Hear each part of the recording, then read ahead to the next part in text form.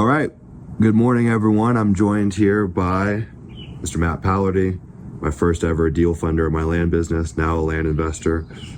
Law by Seb, who's taken the land business by storm. He's the lawyer for the people that are land investors. We're here in Crested Butte, Colorado. I'll show you the scenery. Look at that. That's the power of land investing right there. Enjoying a little cigar this morning, and we're just gonna talk shop, man. We're gonna shoot the breeze, and should be a fun video. If you guys like this kind of stuff, raw, off the cuff, give it a thumbs up. And yeah, Matt, let's start with you. You were my first ever deal funder. We started funding each other, or you started funding my deals in 2021, 2022? I think it was early 2021. Yeah, maybe March 2021. Yeah. So first real, I had done some deal funding with people that funded a $5,000 purchase here and there, and I was going on Facebook groups and finding people to fund my deals. But you were the first legit person that really backed me, and I was scared out of my mind to use someone else's money. It was terrifying to me. But what's crazy is you've been funding deals for years, and fast forward, you went to the Leah event last year in Vegas, and you went all in, and so now you're 8 months in, and yeah, man, how's that been going? Yeah, so I basically started, pretty much right after that. Decided I was going to go all in about 8 months ago. Just kind of did a little prep work, started firing off texts.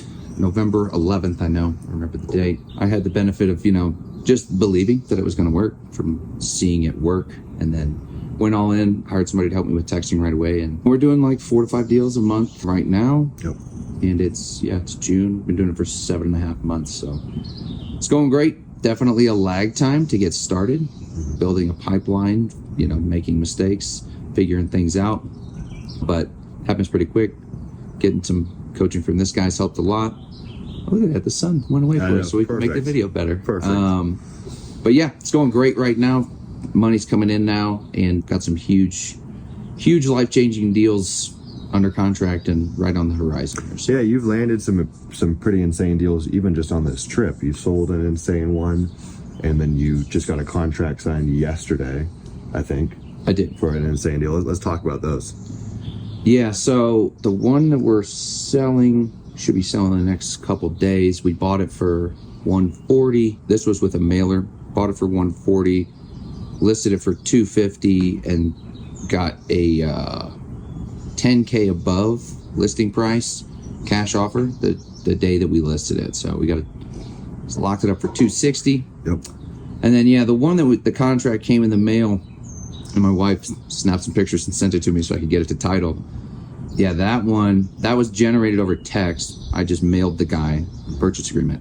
Yeah, we're getting that. The purchase price is $66.5, and my agent thinks it's a $400K property. I was thinking $250 low end to maybe $350, and he said $400K. And this is actually the same agent that just listed the other property at $250 that sold at $260. So he might be right. I hope he is. Wow, that's an insane deal. And while we've been here, we've been mountain biking, hiking. They did downhill mountain biking for the first time. We did a 40-mile loop yesterday on electric cruiser bikes up to almost 12,000 feet in elevation through the mountains back here. And I think even yesterday you got a contract signed, or was it that contract? That was the one that came in yesterday. So while we were out, you got a contract signed. Nothing feels better than that. I got a couple questions for you, but first I want to pass it to Seb. Now, Seb and I met each other in 2017 in New York City, I think? Yeah. 2018? No. Yeah. Was it 2018, maybe 2019? It had to be 2017 or 18. Long time ago. Long freaking time ago. Seb's from New Jersey, but he lives in Miami. And yeah, we met a long time ago, and then somehow our paths reconverged. We went to the Ozarks together. I think that was the reconvergence. That was 2 years ago. Matt lives in Missouri. His dad's got a lake house out there, so we all went out there. And then somehow I feel like you slowly kind of took the land world by storm as seriously, the lawyer for land investors. And I don't know if it was ever planned, but the thing about land and real estate in general, a lawyer is worth its weight in gold. All of the different pricing schemes though for lawyers never made sense for a new land investor. You would get screwed. It's it's $500 an hour, and I don't know how many hours it's going to take me, and they just run up a bill. And so I think it's part of the reason that you've taken off is you've kind of come in with really clear, really simple, really easy pricing. But yeah, man, walk me through that. What's that been like becoming a land investor's lawyer? And obviously you do other things outside of that. You're helping him with a massive lawsuit currently that's separate from land. You go to court for people. Like, you've done things that are well in excess of what we do in the land business. But yeah, man, what's that been like? Yeah. So when I graduated school, I kind of had an idea of what I wanted to do, which was getting into the general counsel space, like working as an advisor to business owners of all shapes and sizes. And I kind of knew that the trajectory that most lawyers go in was really not for me. So I burned the boats pretty much right away, studied for the bar and graduated with no job lined up, which is pretty unheard of, and most people will tell you not to do that. But I kind of had that belief of like, if I can create, a productized service that is a good price, delivers value, is kind of a no-brainer for business owners, I felt like it could work out, and it did. Yeah. And so in terms of how I ended up in the land space, when I first started the business, it was kind of industry agnostic, because no matter what business you're in, the issues are pretty much the same. You're hiring people, you're dealing with problems, you're dealing with contracts, you're dealing with enforcing contracts, contract interpretation. So that was really my foundation, because when I had started out, and still is to this day, but my main target, my main area of business was mostly with small to medium-sized businesses. And again, pretty industry agnostic. So I'd been doing that for probably a year before I started getting involved in the land space. I started working with you, Sumner, at first. So that was where I kind of started to see, what were the issues, what's going on, what are people facing. And also realized at that point that, aside from maybe some title stuff or probate related matters, issues with title, aside from that, the land business is very much like any small to medium sized business. And you talk about that all the time, how like, you're not a land investor, you're a land entrepreneur. Yeah.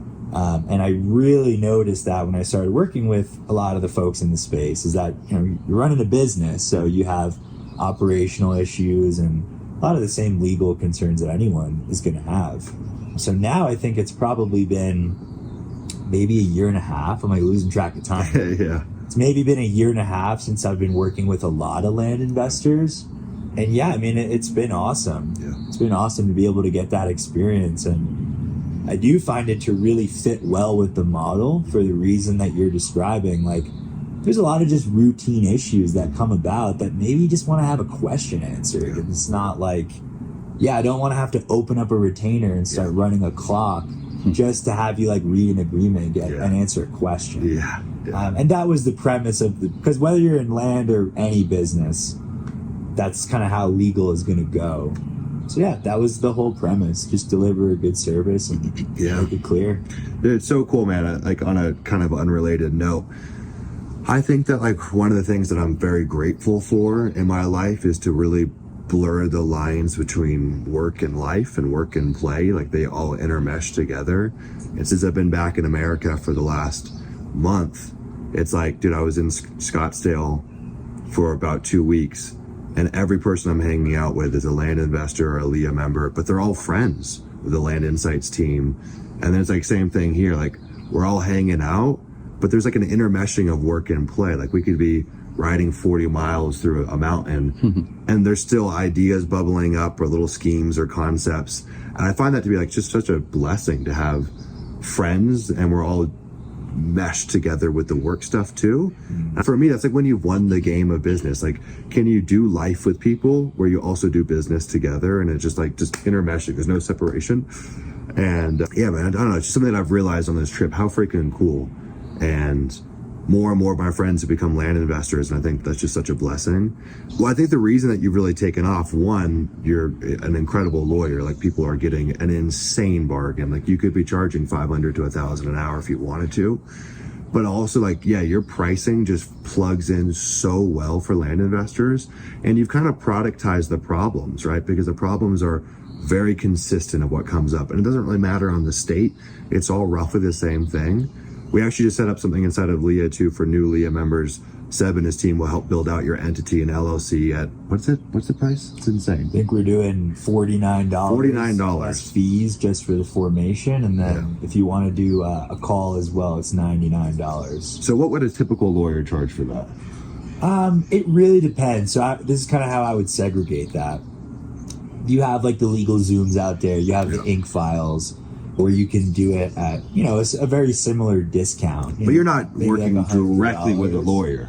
Right. It's a So huge you're not actually working with a lawyer. So if a lawyer were to set up your LLC and do your operating agreement and get your tax ID and then, even give you a little bit of consultation, I think it's probably going to go for at least $1,000. It's insane. So, but That's insane. Right amount of coffee. So Okay. So walk me through, Seb, what are like the recurring problems that you're solving for people? Because they all kind of fit in a few boxes. It's title issues, it's creating access through easements, but like what are the common things you're solving? Yeah. So I think what we do for the most part on a day-to-day basis is a lot of consultation rather than physical deliverables. Obviously, physical deliverables are a part of it.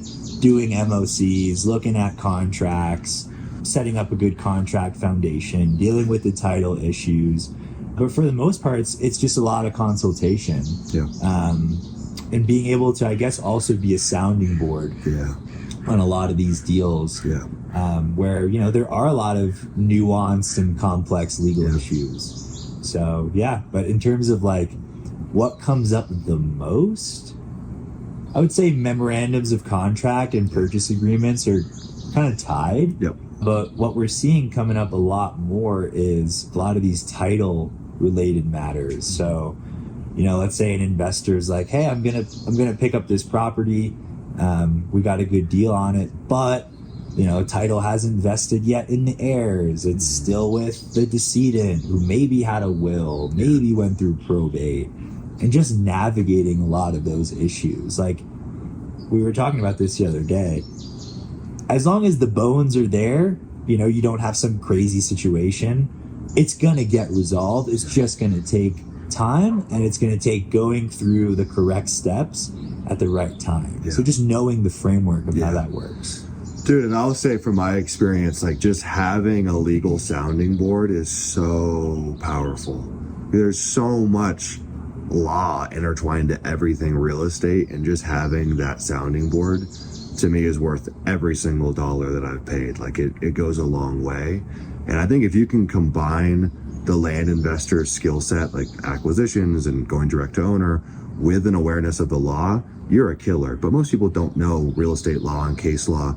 So then if you can take Seb's brain and then meld that with your brain, like that is such a potent combination. And it saved me a lot of money. It saved me a lot of time. And then in a lot of cases, it's actually made us money as well. So it's something I didn't realize I needed until I was like 4 years in. But I honestly think like off the rip, having access to a sounding board on the legal side is super important. There was something I was going to say on that. Oh yeah. I mean, you get to see the inside of a lot of these LEA members and land investor businesses. Yeah. Some of these people are killing it, right? Printing. Yeah. You don't have to name any names, but are there some insane killers that you work with? Oh yeah, for sure. And I think there's another thing we were talking about the other day. There seems to be like a recurring theme amongst those people. Yeah. And they're the ones that know when to kill a bad deal. Yeah. And they know when to put the foot on the gas.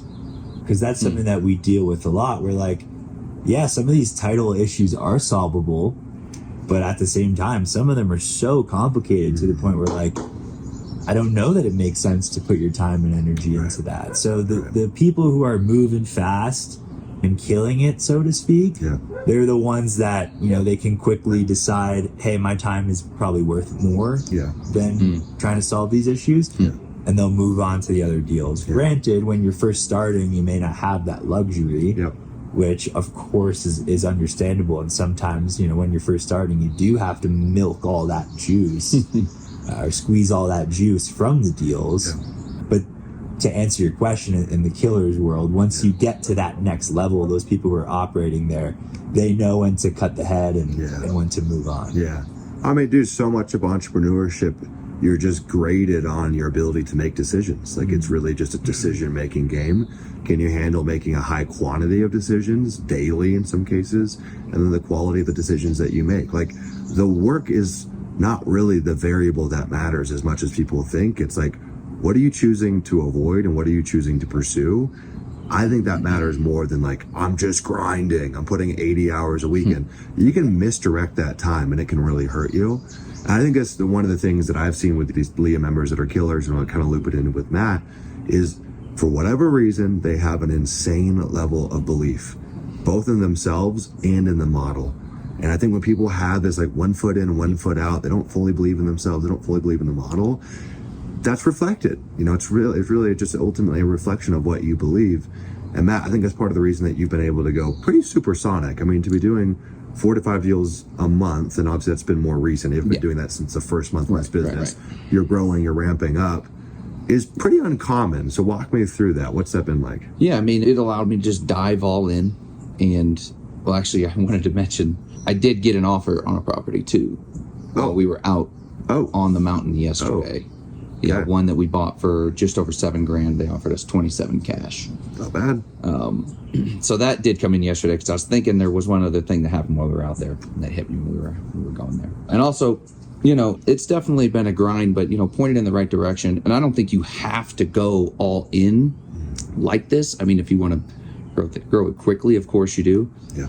But yeah, the belief in, I had been investing with Sumner, so I knew it worked. Like, there was no doubt in my mind. And then, like you said, I have belief in myself that I can just make it work. But yeah, the model's there. The model's incredible. So I just went all in 100%, you know, and sometimes that's out of necessity. So I went all in on it. I've been growing it. I also do it differently than most people, like you were surprised to hear. And I don't want to like jade anyone's viewpoints or opinions on like how it can be done or whatever. But like, I don't even really jump on the phone with sellers, which is not common. Yeah. But, you know, I'm not recommending that to anyone. I think that maybe that's just a skill set that I have. Yeah. Like, for instance, I've actually, while we've been doing this, you know, just getting a little work done this morning, I'm betting that what I'm doing right now, this messaging back and forth with the seller, will end up in a signed contract before we even get off this call. So that would be actually awesome. We'll see. In real time. In real time. But yeah, just really having that belief allowed me to just do it. Just do the work, because there is a delayed gratification. You talk about it a lot, how there's a 6-month lag time. Basically, the work you do today, you're going to get paid for in 6 months. Now, some of it you get paid in 2 or 3, you know, but like usually if over the 6-month period, you've got most of it. Not always though. Yeah. It might take a little longer than that, but so yeah, you just have to keep going, know that it's going to work. And I think that is why people grasp at the deals they shouldn't early on. I definitely did. It's just a natural thing that those first leads come in and you're like, I have to make a deal out of this. Yeah. Because literally, as you were saying that, I was cutting another lead that was just like, this is too much trouble. It's a divorced couple. It's a tiny lead. They don't want to talk to each other. Yeah. You know, it's just not worth the trouble that it's going to cost me. And, you know, if I had the capacity for it, sure. But, you know, I just have me and a small team. I have 3 people on my team right now. I just hired my 3rd about a month ago. And yeah, I just can't afford to take that on at this time. So. Yeah. Yeah. You know, it's interesting. Like, I would always advocate being resourceful, and I do want to grind things to the bone. But there are things where it ultimately is a dead end. And if you have a high level of belief, you know, there's always another lead, always another deal right around the corner. And so it's like your time is what's really more finite than the quantity of leads. Yeah, there's a finite amount of leads, but the number is ginormous. But your time is finite. And so if you believe that there's always another lead or another deal right around the corner, it's okay to fold some things. Some things really aren't worth your time. Even if you can make it profitable. You might make $2,000 on a weird assignment that took you 3 months to put together. If we redirected those, 30 hours, maybe you could have generated 100 new leads and locked down a $50,000 deal, you know? But I find that the people that struggle, there's a real belief problem. And it's like, dude, I've been making these videos for 3 years on YouTube. I wouldn't keep on showing up here if this didn't work. Like, I would be doing something different. And so that's evidence in itself. But again, sometimes that's not enough for people. And that's not enough too if you don't have belief in yourself and you need some level of evidence to start generating that. I just made a post on Instagram which is like, I think the best way, even though it's non-related to business, to gather evidence if you have self-belief issues, is get in the freaking gym. I know it's crazy, but like, gather some evidence that you can change something for the better, aka your body. It's a great place to start. And yeah, man, start just belief. And really the beliefs that you hold ultimately are reflected back to you. That's how you're going to see the world. That's what's going to show up. I might believe something totally different, and I see dollars on the ground everywhere I look, and you could be saying, I don't see any opportunity here. And ultimately, I think it's just a difference in belief. I believe that strongly. Matt, you owned a gym before. You had like 50 people working there, so you've ran businesses, but obviously this is totally different. Yeah, much better. So yeah, much better as well. So give me some, like, I'm not me, but give the people some frameworks or some advice from what you've learned in the last 8 months. Oh boy. Well, so definitely something I love about this business is nothing is that complicated. There's a lot of things, there's a lot of steps, but like you could break each step down, and it's like when you really just learn the step, you're like, oh, there's not that much to it actually. And then the beauty of that is you can work with a team and you start delegating these things. So actually the belief thing, and knowing that my end goal was to build a team, and you know, I want to own a business. I want to run a business. I'm in the day-to-day still. As you can see, that's what I'm doing right now. But I want to be oversight. Like, this guy just leads people all day. He's just a leader of teams. You know, he's coaching and leading, which is incredible. That's where I want to be. But the beauty of it is, like, when I started, I knew that's what I wanted. So I immediately started creating SOPs, standard operating procedures, just like, okay, I'm finding myself doing these same 8 steps, these same 10 steps every time I do this thing. Write it all down, record a loom, screen record it, you know, and just get this stuff recorded so that you can hire someone and teach them how to do it. Yeah. And, you know, you can find people that are, you know, affordable to do this stuff, and they'd be extremely grateful to have the position. So yeah, and then you can just break it down piece by piece. And then, so what I've been doing is slowly just handing off tasks to people so that we can grow it. And I'm not trying to scale to an infinite scale like Rylan. But yeah, I want to get to a good spot where I'd be making, you know, what I would consider and what most people consider a pretty crazy amount of money. Like if you would have asked me 15 years ago, I'd have been like, that's basically impossible to do.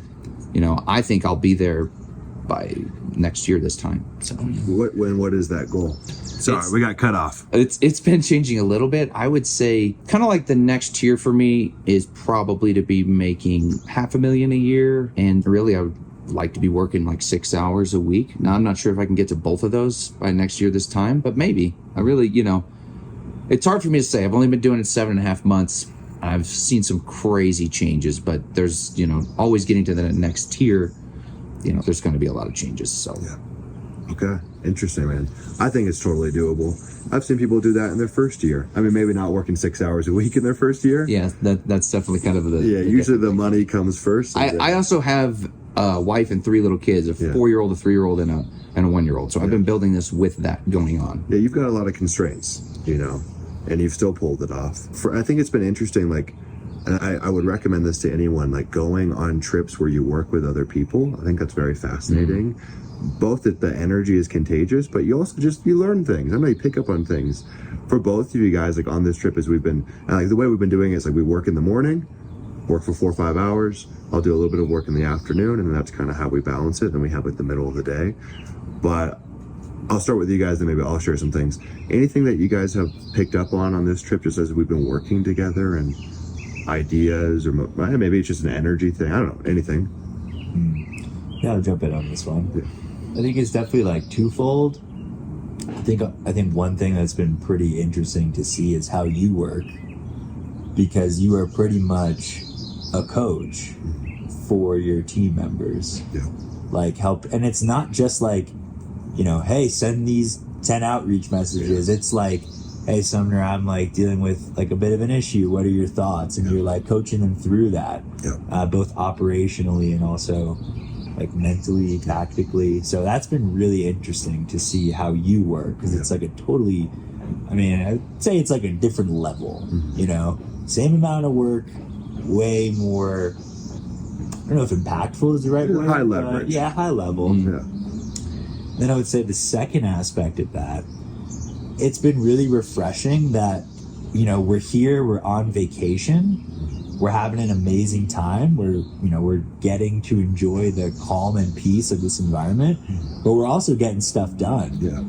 And I think when I'm alone, sometimes I'm like a little hard on myself because I'm like, doing all this work, should I be doing so much kind of thing? Right. Is this taking away from my peace, my enjoyment? Yeah. But being around you guys has been a good reminder of how these two things can really just exist in lockstep. Yeah. So those two things have probably been my two big takeaways from this weekend of us working together and having fun. Yeah. That's interesting. I'll have Matt go and then I'll share mine.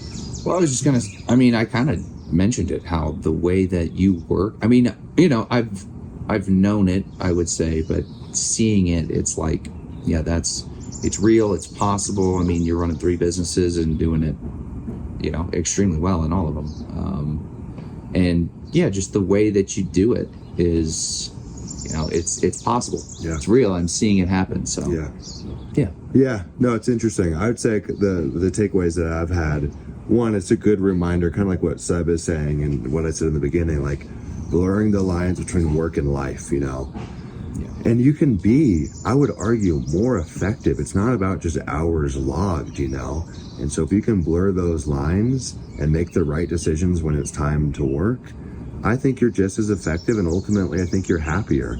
And I think success is a byproduct of being happy. I believe that, at least enduring success. And so it's like, how can we find that balance? And I find like when we're left to our own devices, most people just work, but it's kind of like aimless work. It's like, where is this going? Mm-hmm. I think one thing, watching Seb, and perhaps it's a season, but I think it's still an interesting thing to point out. Like, I think you found a level of contentment in your business. You could push it and really push for the moon, but I think you, at least currently, you're like, I'm really happy where I'm at, and that you're content with that.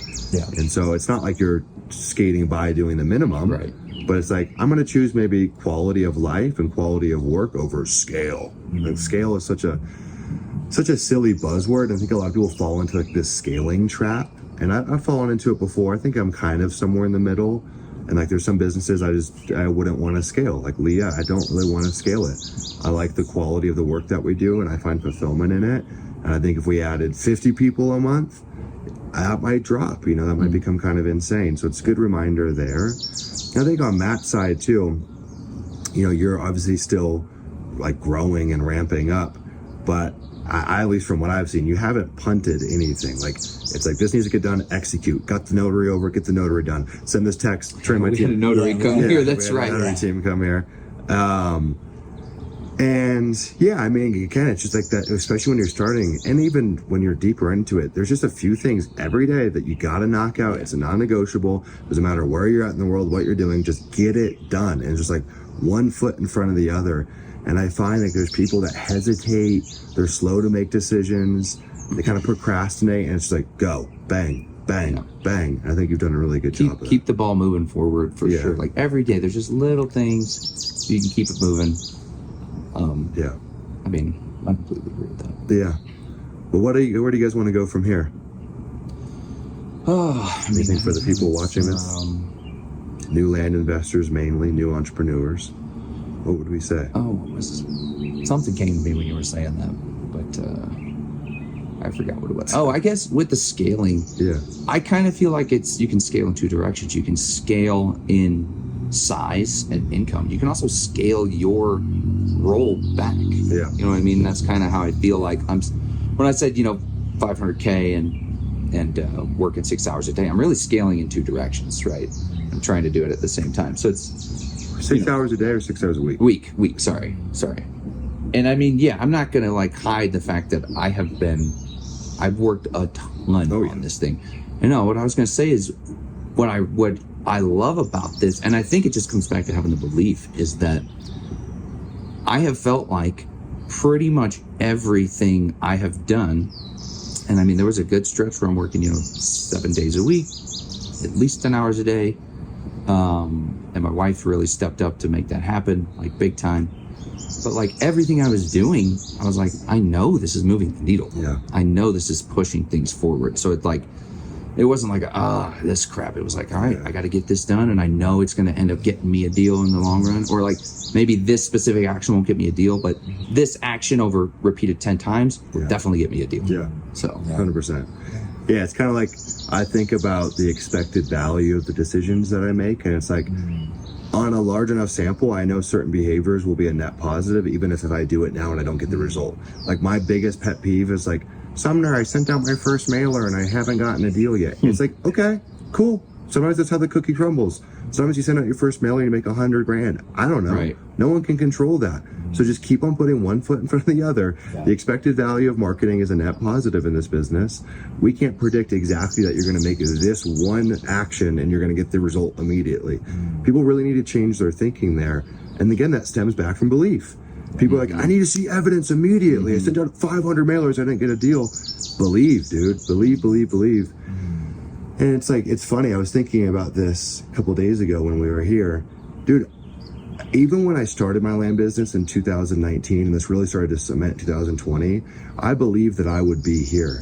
I believed that one day I would be speaking on stage. I believed that one day I would be helping coach other people in this business. I believed that I had a team that I liked working with. I chalked this stuff up a long time ago, and I was pretty damn clear on it.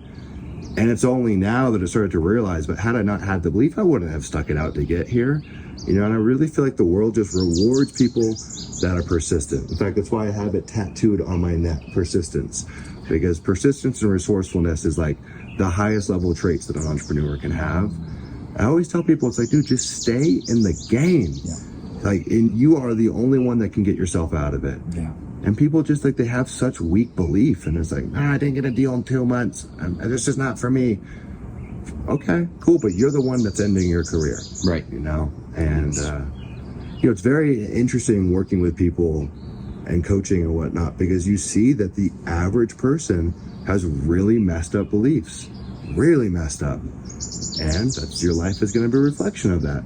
Like the people that have the highest level of success in any regard, whether it's a great relationship, a beautiful family, a great business, it's just higher standards for themselves, and they just believe that that's what I deserve.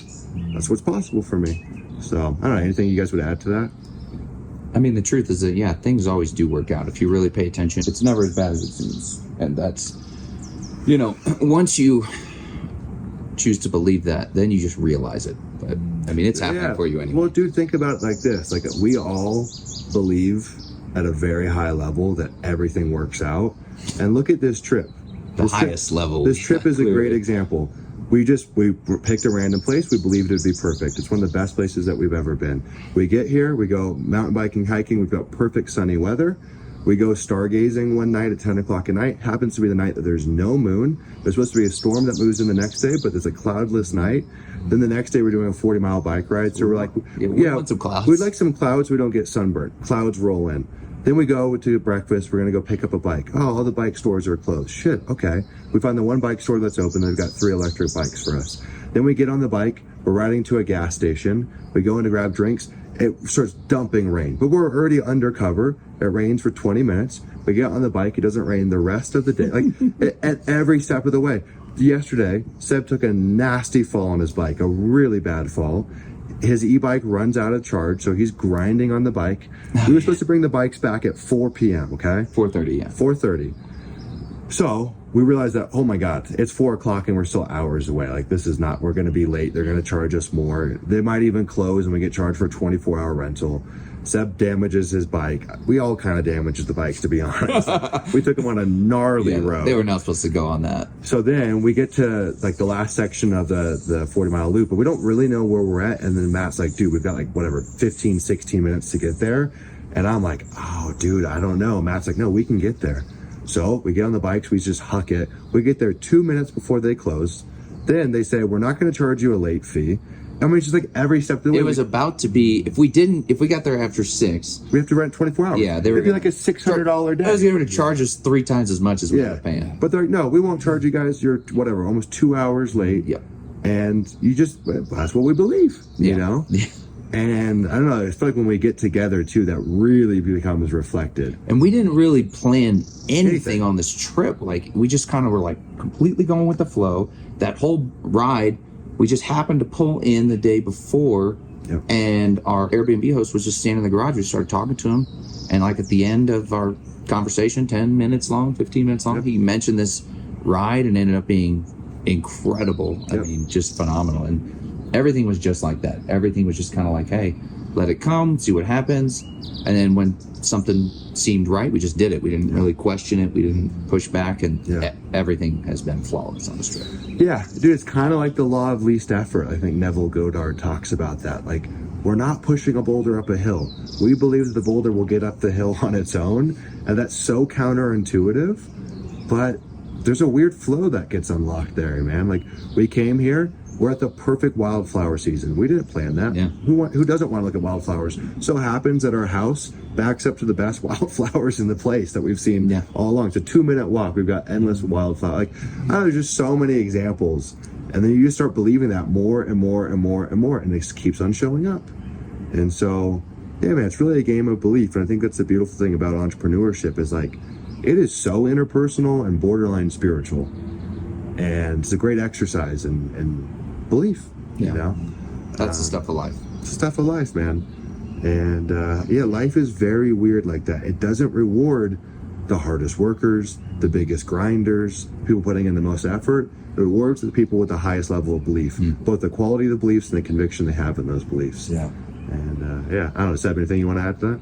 Yeah, I mean, I think what I'll add to that is, like, if you have belief, the outcome is inevitable. It may take a little longer than you think. You may get punched in the face a couple more times than you thought. Your beliefs will get tested. They will get tested, but as long as you're patient, and you don't have to, and I'm sure we've all been there, you don't have to be burning the midnight oil every day. Yeah.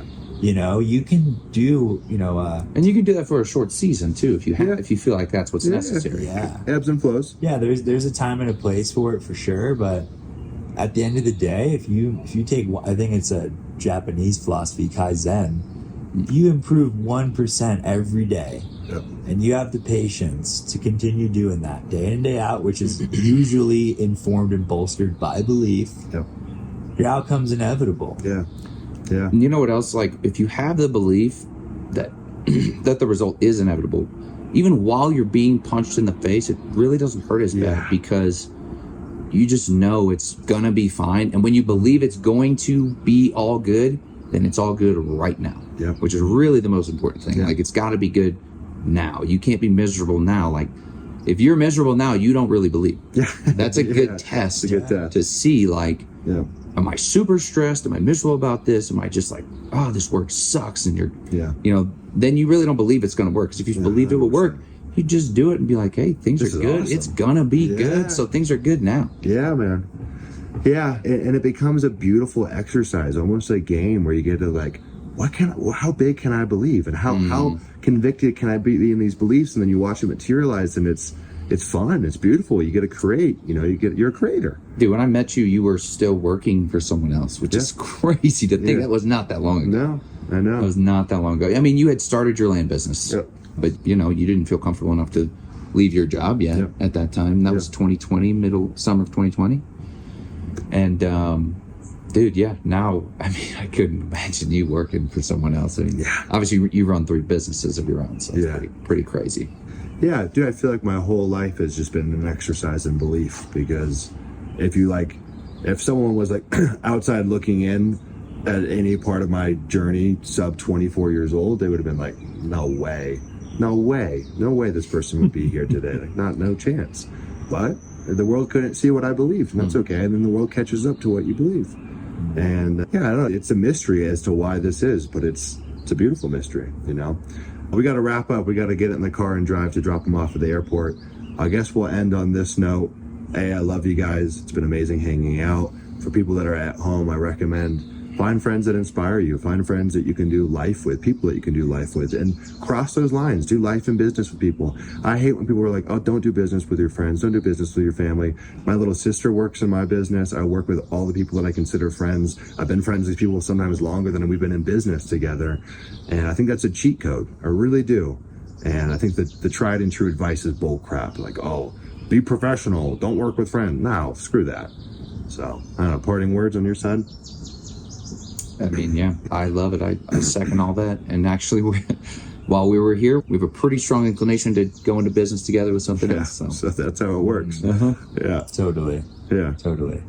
Yeah. I mean, obviously I echo all of that, but I can say, like, you know, the two of you guys and this friendship really means the world to me, and it's absolutely changed my life. So I think if there's one thing to take away from this video is, like, find your people, find your tribe, you know. If you do business together, awesome. If you have similar interests and beliefs, awesome. Yeah. And yeah, I mean, that's kind of like that's the sweet part of life. Yeah. And what you believe, like we've been saying, like, and who you become, you just attract these people. Yeah. Because I never would have dreamed, like, that I'd be sitting on this couch with these guys, you know. And I mean, here we are. It's been the perfect trip. Yeah. So. Yeah. It's a belief. Belief, man. And take trips. Get out of your comfort zone. Travel. Go to new places. I think it's endless motivation. It's endless inspiration. Reminds you of what's important in life. And do it with good people. So we'll leave you guys on that note. All right. Cheerio. Thanks for tuning in. Alrighty.